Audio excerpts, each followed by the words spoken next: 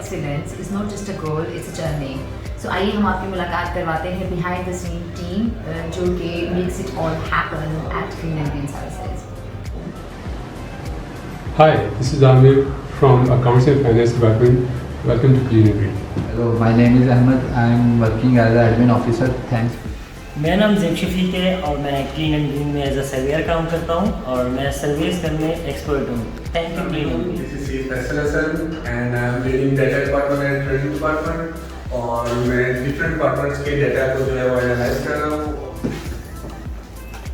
अस्सलाम वालेकुम, this is Shuja Haider. I am assistant manager marketing और मैं क्लीन एंड ग्रीन में मार्केटिंग डिपार्टमेंट को लीड कर रहा हूँ. मैं फारूक नाम ऑपरेशन मैनेजर हूँ क्लीन एंड ग्रीन में और जितनी भी ऑपरेशनल एक्टिविटीज़ हैं उनको देख रहा हूँ.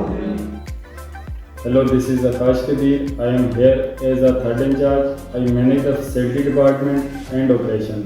Thank you. Hi, this is Fariha from HR Department of Clean and Green Services, and one of my key responsibilities is to make sure that our team feel valued and their concerns are heard and addressed. अस्सलाम वालेकुम, मेरा नाम ज़िक्र यूसुफ है और मैं as a guard Clean and Green में काम कर रहा हूँ.